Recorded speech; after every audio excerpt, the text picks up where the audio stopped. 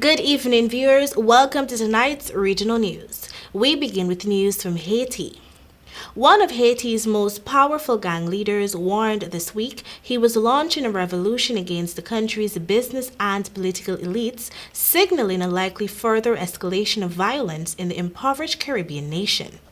Violence has spiked in Haiti's capital in recent weeks to what the United Nations has called, I quote, unprecedented levels, end of quote, as rival groups battle with one another or the police for control of the streets, displacing thousands and worsening the country's humanitarian crisis.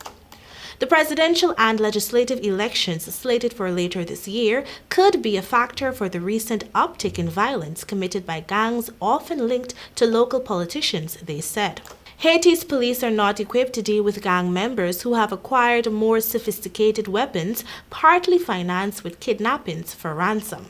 The violence is exacerbating a humanitarian crisis in a country in which nearly half the population is facing, I quote, high acute, end of quote, food insecurity, according to the United Nations, and coronavirus infections are surging. The president of Haiti's Supreme Court died from COVID-19 on Wednesday, even as the country has yet to start its vaccination campaign. Now for news from Jamaica. The estimated $1.2 billion to $2.7 billion raked in between January and May this year by 12 laboratories for testing visitors for the novel coronavirus has shaken the hotel sector and raised queries as to what is behind the exorbitant costs. As Jamaica cautiously reopened the sector after a brutal and costly lockdown, some 359,557 stopover guests arrive in the island over the first 5 months of the year. All have to be tested between $22 and $50 per person before returning to their home countries. In respect of questions about any mechanisms in place for setting prices for tests and to protect consumers from overpricing, head of the Ministry of Health's National Laboratory Services, Dr. Michelle Hamilton, admitted that the ministry does not monitor the issue and neither was she aware of the hammering being taken by the hotel sector from high prices being charged for testing. We now turn our attention to Barbados. The World Bank Board of Executive Directors approved on Monday a $100 million U.S. COVID-19 response and recovery development policy loan for Barbados. The operation will support COVID-19 relief efforts and promote a resilient economic recovery from the crisis.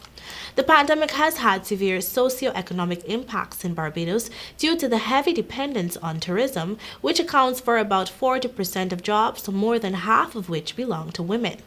This operation aims to help Barbados strengthen the response to COVID-19, enhance macroeconomic and fiscal management, and promote financial resilience for a sustainable recovery.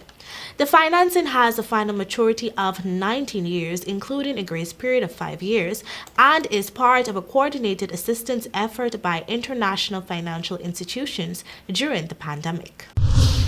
And finally, on the international scene, the number of people listed as missing after the collapse of a 12-story building in the U.S. city of Miami has risen to 159, officials say. Search teams working around the clock have reported hearing people banging beneath the debris. What caused the 40-year-old building to collapse early on Thursday morning remains unclear. At least 102 people have now been accounted for, but it is uncertain how many were in the building when it came down. Dozens of people have been evacuated from what is left of the structure. Overnight, hundreds of rescuers used sonar cameras and specially trained dogs as they scoured the rumble for survivors. Teams were tunneling from an underground car park below the building in an effort to reach victims. A large section of the oceanfront Champlain Towers in Surfside crumbled to the ground in the early hours of Thursday.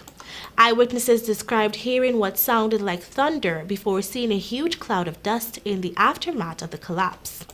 It remains unknown. A full investigation will begin after the rescue mission. And that is all for your regional news. Thank you for joining.